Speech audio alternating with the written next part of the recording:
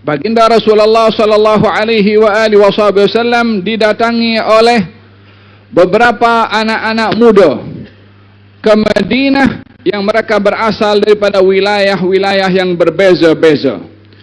Mereka syababatun mutaqaribun. Usia mereka adalah di usia muda yang saling dekat umurnya satu dengan yang lain, datang ke Madinah untuk belajar ilmu daripada baginda Rasulullah sallallahu alaihi wasallam. Wa qa'adna 'indahu 20 yawman, dan kami duduk bersama dengan Rasulullah selama 20 hari. Di sini kita mengambil hikmah bahwa di dalam usia yang diberikan oleh Allah kepada seseorang di usia muda, dengan kecergasan pada otak dan juga tubuh badan, hendaklah dimanfaatkan peluang ini untuk mencari ilmu.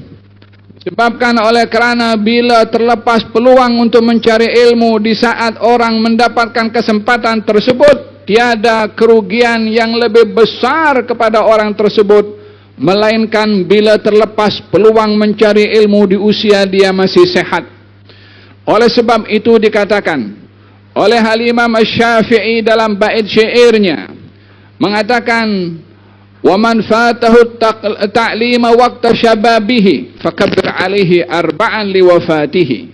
Kalau seseorang di masa mudanya terlepas peluang mencari ilmu, tidak dimanfaatkan, tidak digunakan kesempatan, tidak diatur schedule jadwal dalam hidup untuk mencari ilmu, angkatlah 4 kali takbir terhadap orang tersebut, karena dia pada hakikatnya adalah sudah mati. Hayatul fata wallahi bil ilmi wat tuqa idza lam yakuna la'tibara li dzatihi. Kehidupan anak muda itu akan terhormat dengan ilmu dan juga dengan takwa. Kalau keduanya tidak ada, maka tak ada nilainya anak muda tersebut. Dalam hal ini kita memahami betapa pentingnya dan juga gentengnya usia muda. Bila diabaikan untuk hal-hal yang lagha, walaupun ia adalah usia yang sangat mencabar bagi anak muda untuk dibawa pergi hal-hal yang lagha, baik itu dengan menghabiskan masa melalui internet atau Facebook, ataupun upaya-upaya untuk buat konten dalam TikTok atau Instagram yang tidak memberikan manfaat ataupun tidak berbaloi, bahkan khawatir ia mengundang dosa bagi orang tersebut bila kontennya bertentangan dengan ajaran yang dibawa oleh baginda Rasulullah sallallahu alaihi wa ala alihi wa sahbihi wasallam. Di zaman yang kita boleh untuk mudah mendapatkan ilmu, tidak seperti mereka para anak muda tadi yang sekian lama datang daripada kampungnya untuk duduk di Madinah selama 20 hari. Ini boleh kita kasih nama daurah atau kita kasih nama madrasah. Mereka duduk 20 hari di Madinah belajar dengan Rasulullah sallallahu alaihi wa ala alihi wasallam, meninggalkan keluarganya, meninggalkan orang-orang tersayang di belakang, meninggalkan orang-orang yang mereka ada tanggung jawab kepada mereka. Istrinya ditinggalkan, keluarganya ditinggalkan. Bukankah mereka adalah orang-orang yang wajib untuk diberi perhatian? Ya, mereka wajib diberi perhatian. Salah satu kewajiban memberikan perhatian kepada keluarga adalah ketua keluarga punya ilmu agar supaya membimbing keluarganya. Kalau tidak punya ilmu, bagaimana akan membimbing? Kalau tidak punya ilmu, bagaimana akan mendidik? Bukankah Al-Quranul Karim perintahkan dalam Allah beritakan dalam Al-Quranul Karim, ya ayyuhalladzina amanu qu anfusakum wa ahlikum nara. Wahai orang-orang beriman, jagalah diri kamu dan keluarga kamu daripada api neraka. Sayyidina Ali bin Abi Thalib karramallahu wajhah mengatakan, maksud daripada menjaga ke diri sendiri dan keluarga daripada api neraka, addimuhum wa allimuhum. Addibuhum, ajarkan mereka adab, ajarkan mereka akhlak, wa allimuhum, ajarkan kepada mereka ilmu. Dua hal penting yang disebutkan dalam hal ini oleh Sayyidina Ali bin Abi Thalib. Yang pertama adalah tentang adab dan akhlak. Yang kedua adalah ilmu. Ilmu merujuk kepada hukum hakam, cara salat yang betul, cara puasa yang betul, cara menutup aurat yang betul, cara melakukan amal ibadah haji yang betul.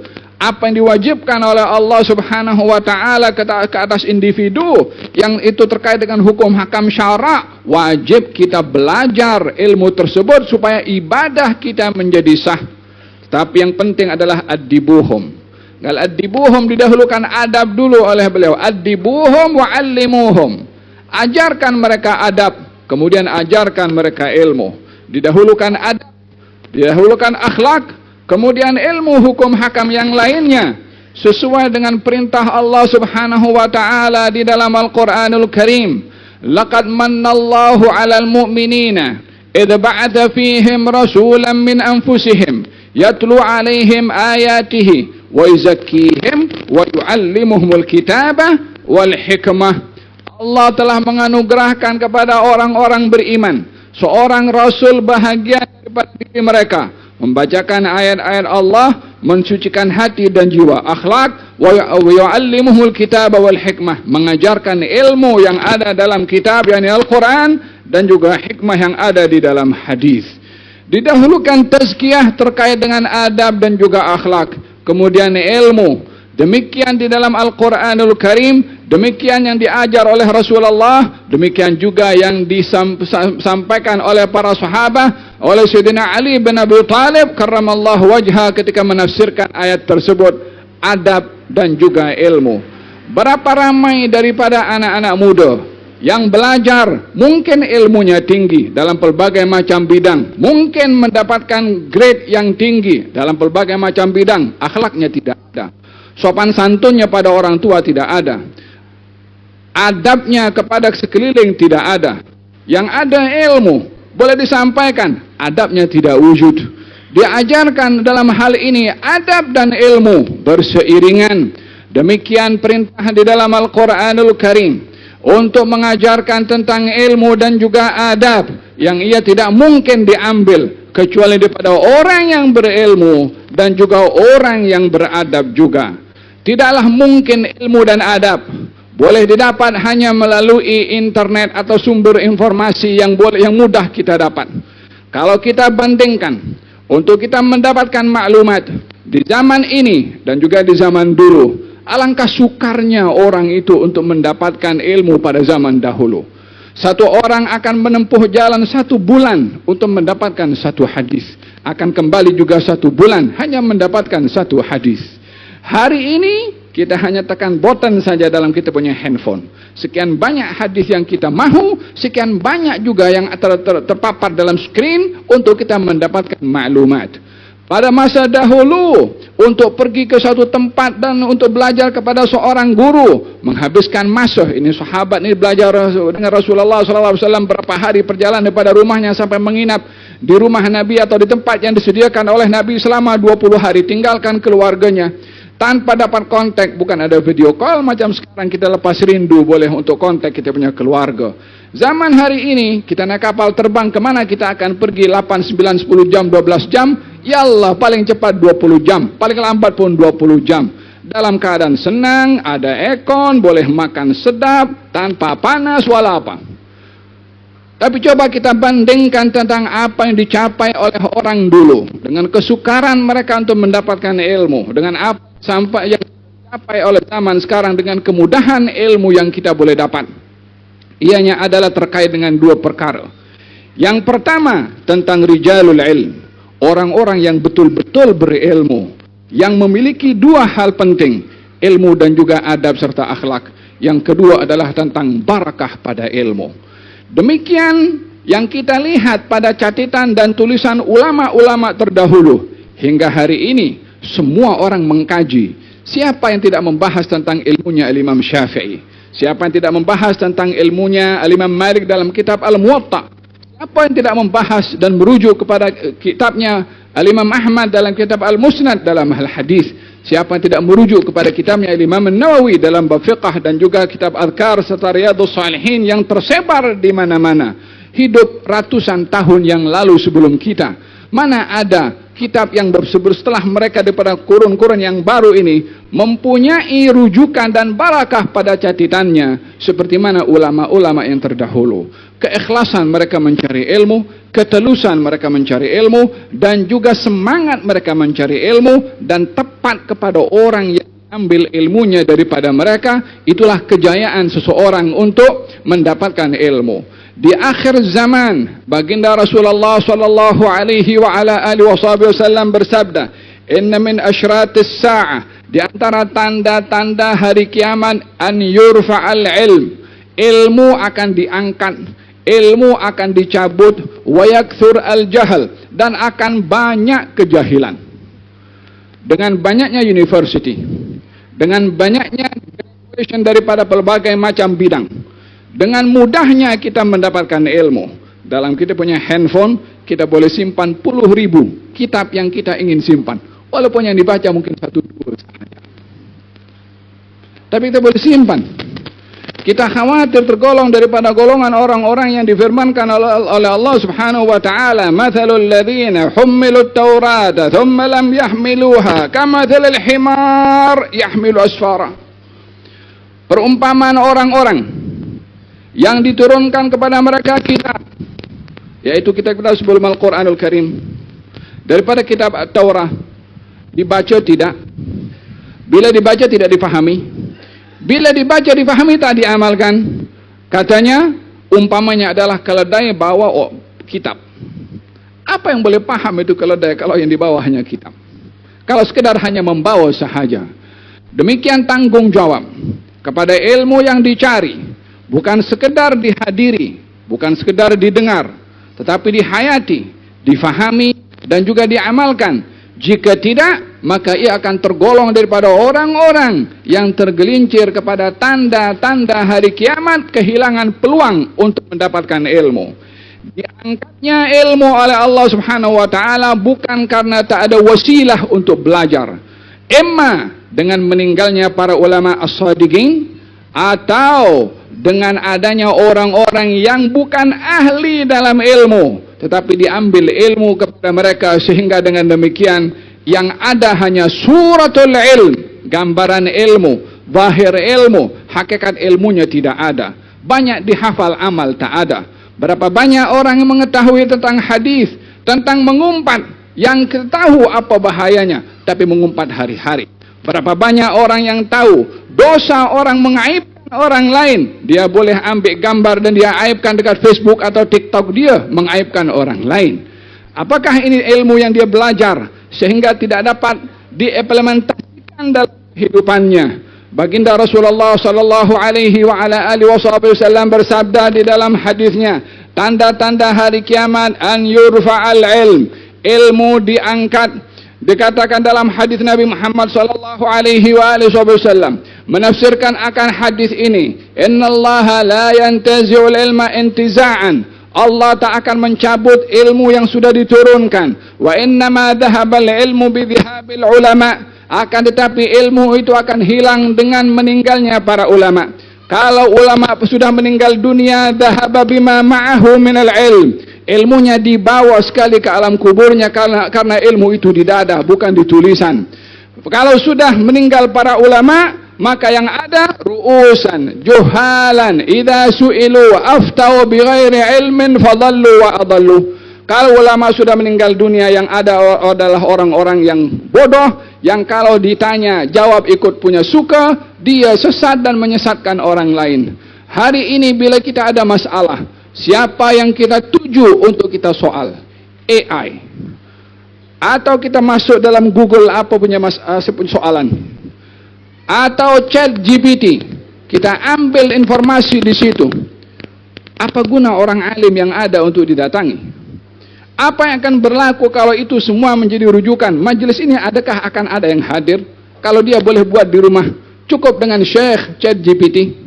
Sanadnya kita dengarkan tadi itu tentang masalah ilmu diambil daripada Syekh sampai ke Rasulullah sallallahu alaihi wasallam.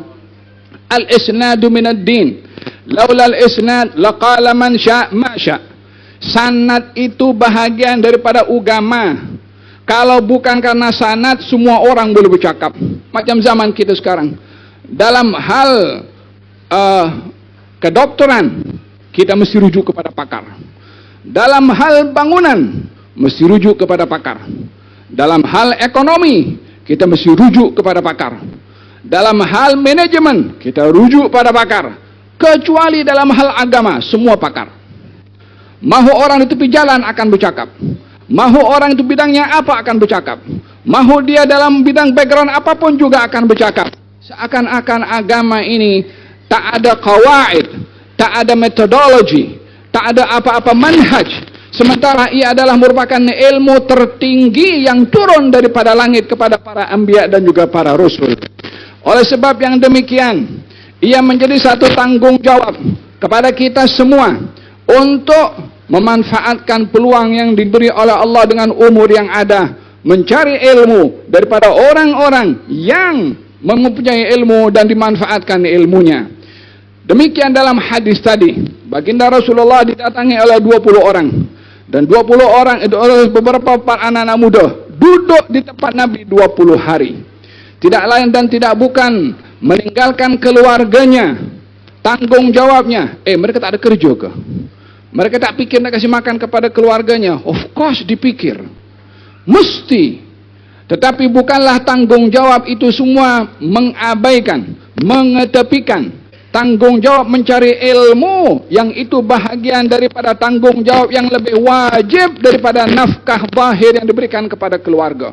Makan minum tanggung jawab suami kepada istri dan kepada orang tua, kepada anak. Tetapi ilmu lebih wajib untuk diberitahukan juga kepada keluarga.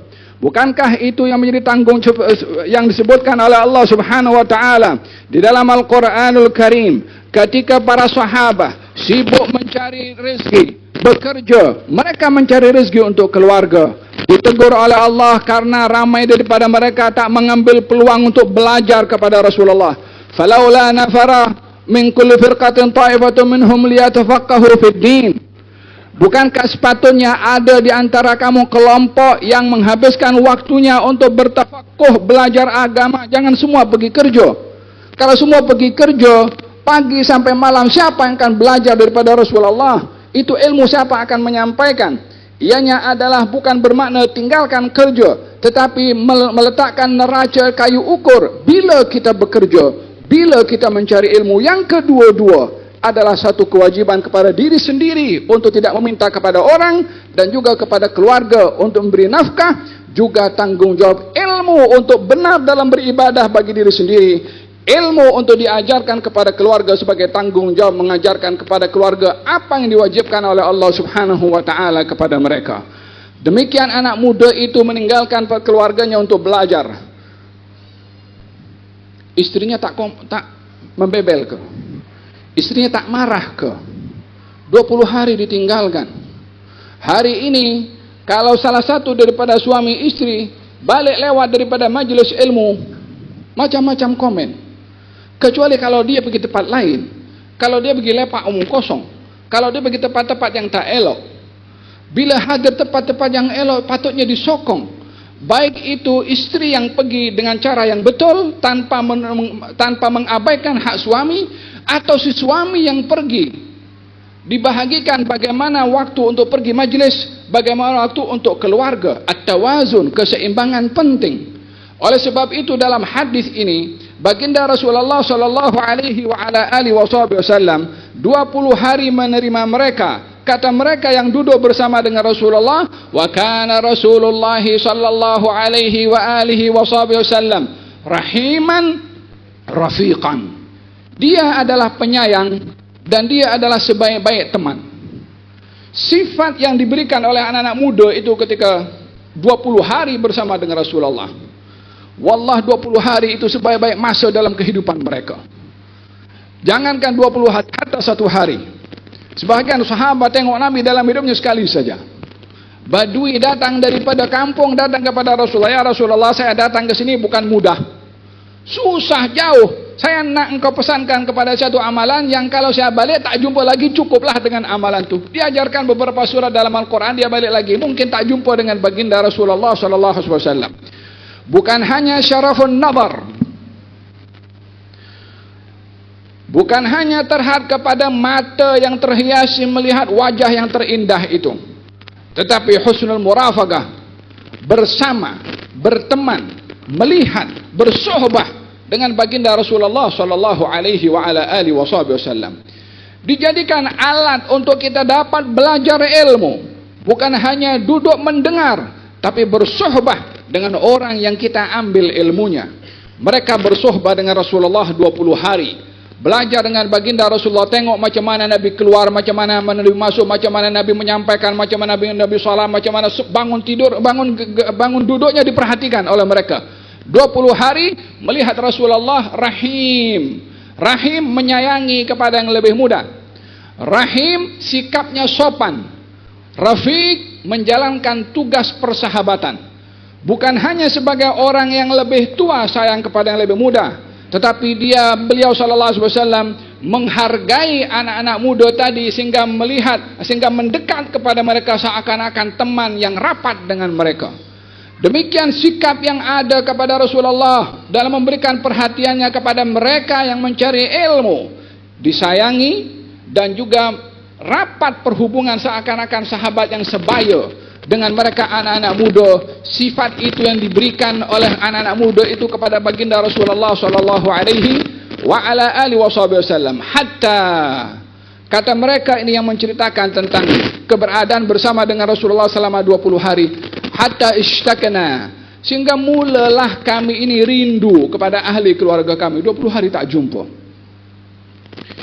Rasulullah melihat kepada wajah mereka kerinduan itu, melihat kepada sikap mereka kerinduan. Mereka tak perlu bicara, dan mereka mungkin segan berbicara. Ya Rasulullah, kami nak balik.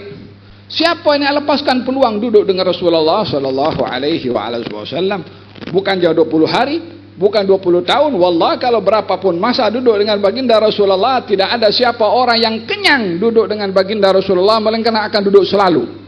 Kalau bukan oleh kerana tanggung jawab kepada keluarga mereka, para sahabat akan bangkit daripada majlis bersama dengan Rasulullah sallallahu alaihi wasallam. Rasulullah memerhati kepada mereka kerinduan kepada ahli keluarganya. Kemudian duduk dengan satu-satu, private, ditanya oleh Nabi sallallahu alaihi wasallam, bagaimana kamu, bagaimana keluarga kamu, ditanya latar belakang masing-masing keluarganya, mungkin anaknya, walhasil masing-masing ditanya oleh baginda Rasulullah. Apa ini?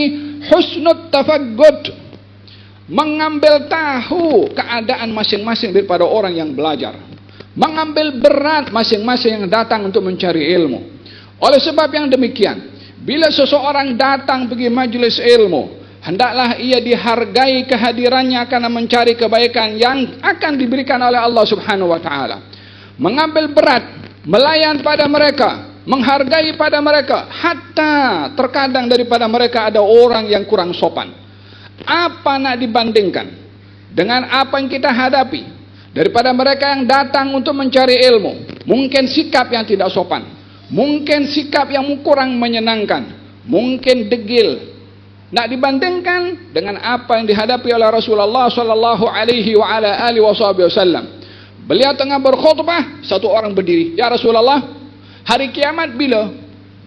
Nabi tengah bercakap, Nabi tengah ceramah, Nabi tengah menyampaikan tausiah. Dekat pembicaraan Nabi, bila hari kiamat, sahabat pun marah kepada lelaki itu.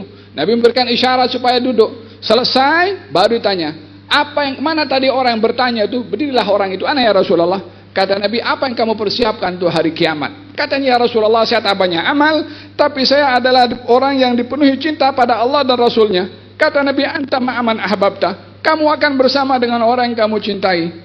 Dilayan oleh Nabi, tidak sopan cara bertanya, memotong pembicaraan Nabi.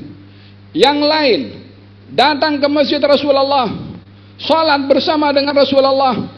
Ada seorang daripada mereka bersin, kemudian dia sebut alhamdulillah, alhamdulillah, dia sendiri yang bersin, dia sendiri jawab alhamdulillah, dia yang menjawab kepada dirinya sendiri alhamdulillah. Maka sahabat marah pada dia tengah dalam salat, tak boleh tegur, tak boleh berbicara karena berada di dalam salat, tapi mata mereka tengok lain macam. Dalam sembahyang ini badui bermakna dia toleh kanan toleh kiri, tengok mata orang kepada dia. Sambil sahabat ketika melihat kata badui itu, kamu tengok aku pasal apa? Dia tengah sembahyang, dia mengatakan demikian. Maka sahabat tepuk paha satu dengan yang lain mengisyaratkan supaya diam. Selesai daripada salat, Nabi tanya, siapa tadi berbicara? Qala ana ya Rasulullah. Qala saya wahai Rasulullah. Kata lelaki yang bertanya, yang bersin dan berbicara tadi, wallahi ma'annafani Gal demi Allah, la Rasulullah, tengking saya tidak, marah saya tidak. Hanya diberitahu, wahai saudara Arab, orang kalau berada dalam sembahyang tak boleh berbicara kepada selain Allah Subhanahu wa taala. Itu Quran, zikir kepada Allah Subhanahu wa taala. Katanya Rasulullah, aku tak buat lagi selepas ini. Diajarkan oleh Nabi sallallahu alaihi wasallam rahiman, belas kasihan, rafiqan, yakni bersuhbah, yakni melayan orang yang datang mencari ilmu dengan layanan seakan-akan sahabat kepada Rasulullah sallallahu alaihi wasallam. Demikian sikap baginda Rasulullah yang diterjemahkan kepada anak-anak muda yang belajar kepada baginda Rasulullah sallallahu alaihi wasallam. Kemudian setelah Nabi mendapat tahu, mencari tahu keadaan masing-masing daripada mereka, dan Nabi izinkan mereka kembali. Ada mereka tak minta izin kepada Rasulullah SAW nak balik, nak ambil MC. Zaman kita sekarang macam-macam MC. MC betul dan MC tak betul. MC betul kalau ada masalah. MC tak betul kalau dia pergi kenal dengan doktor, bagilah MC 3-4 hari, padahal dia hanya flu saja. Semangat mencari ilmu yang ditunjukkan oleh mereka, enggan, segan nak minta izin balik. Hari ini majlis ilmu kalau lama sikit, apalah itu. Zaman yang sebetulnya zaman dulu dengan zaman sekarang mataharinya sama, buminya sama, hanya orangnya yang lain. Kenapa dulu boleh sekarang tidak boleh? Itu anak-anak muda ketika diketahui oleh Rasulullah SAW tentang keadaan mereka, maka diizinkan oleh Rasulullah untuk balik. Oke. Namun mereka pulang bukan pulang dengan tanpa pesanan. Katanya, kembalilah kamu ke rumah keluarga kamu, ajarkan kepada keluarga kamu ilmu. Dipesankan oleh Nabi supaya mengambil berat tentang keluarga. Kita hadir di majelis ini, balik rumah cerita dengan keluarga apa berlaku dalam majelis. Itu bahagian daripada faidah mengambil hadis Nabi SAW. Walaupun kita bukan 20 hari dekat Taufik sini, tapi perkongsian ilmu, ada diskusi dengan keluarga itu dengan bukan hanya masalah makan minum saja, bukan hanya untuk merancang bila nak bercuti, nak bagaimana kita bercuti. Sekali-kali, bukan sekali-kali, kerap kali bahas tentang ilmu, apa hasil majlis yang kita dapat, apa hadir majlis si fulan, kongsi ilmu itu, barulah kita dapat barakah daripada ilmu yang kita hadir dalam majlis tersebut. Kata Nabi, alimuhum, ajarkan mereka apa ilmu yang kamu dapat daripada Nabi SAW. Wa'muruhum, perintahkan mereka apa yang diperintahkan oleh Allah dan Rasulnya. Perintahkan keluarga kamu memakai tudung untuk menutup aurat. Perintahkan mereka mendirikan salat. Wa'mur ahlaka bis-salah wastabir 'alaiha, perintahkan kepada keluarga kamu untuk menjaga salat dan sabarlah kamu dalam mengurus keluarga kamu. Merintahkan supaya taat kepada Allah Subhanahu wa taala. Demikian perintah Nabi, demikian Al-Quranul Karim mengambil berat tentang keluarga, kewajiban yang Allah Subhanahu wa taala tetapkan kepada mereka. Mana ada keluarga yang lebih berkat daripada keluarga yang taat pada Allah dan juga Rasulnya. Wallahi, hatta makan dengan nasi lemak, hatta dengan roti canai, tapi hakikat kebahagiaan bukan karena daging hari-hari yang kita makan, bukan karena ikan yang mahal kita makan. Kebahagiaan yang ada dalam rumah tangga adalah kalau taat pada Allah dan juga Rasulnya. Itu yang dijanjikan oleh Allah yang maha menurunkan kebahagiaan dan juga ketentraman. Allah berfirman, man amila salihan min dzakarin wa untha wa huwa mu'minun falanuhyiyannahu hayatan thayyibah. Barang siapa yang beriman dan beramal saleh, laki-laki atau perempuan, Allah akan beri kepadanya kehidupan yang tenang, kehidupan yang bahagia. Dia berfirman demikian, dan tak mungkin Allah Subhanahu wa taala berkata yang tidak benar. Kebahagiaan dalam hidup terletak kepada ketaatan kepada Allah dan juga Rasulnya, barulah akan diberikan kehidupan yang tentram dan bahagia dalam kehidupan. Kemudian kata baginda Rasulullah, kalau kamu bermusafir sekarang nak balik, di perjalanan kalau sudah masuk waktu salat, kumandangkan adzan salah seorang daripada kamu, dan juga yang paling tua yang mengimamkan salat. Dibagi tahu, diwasiatkan dalam perjalanan itu, kalau sama-sama dengan teman-teman, jangan semua jadi ketua, satu jadi ketua yang menguruskan bagaimana rifqah ini perjalanan, bagaimana bentuk perjalanannya. Kalau tiba waktu salat, perintahkan salah seorang yang mengumandangkan adzan. Yang menjadi imam adalah orang yang paling tua, karena mereka dalam level keilmuannya sama, maka yang paling tua menjadi imam. Panduan demi panduan, bimbingan demi bimbingan yang ditunjukkan oleh Nabi SAW. Sebaik-baik bimbingan beliau, sebaik-baik tuntunan daripada beliau. Ambillah bimbingan ini, tuntunan ini, akan hiduplah bahagia orang tersebut. Selamat dunia, bahagia dunia. Selamat akhirat, bahagia di akhirat. Moga-moga Allah Subhanahu wa taala jadikan tahun baru 1400 untuk mencari ilmu. Semangat untuk berkongsi ilmu kepada keluarga dan juga kepada diri sendiri khususnya, sehingga rumah tangga kita rumah tangga yang selamat daripada fitnah akhir zaman, disebabkan oleh kerana ilmu yang kita kaji dan kita hayati dan diamalkan oleh kita dan keluarga. Ya Arhamar Rahimin, moga-moga semua yang hadir di sini golongkan daripada oleh Allah dalam golongan orang-orang yang suka ilmu, menghadiri majelis ilmu, mendapat manfaat ilmu dan juga barakah ilmu, diilhamkan amal oleh Allah Subhanahu wa taala. Para syiban yang hadir berikan sehat wal afiah.